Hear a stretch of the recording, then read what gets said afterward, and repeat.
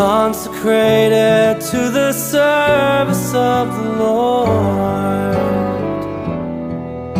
to sit at His right hand. You are a priest forever in the line of Melchizedek,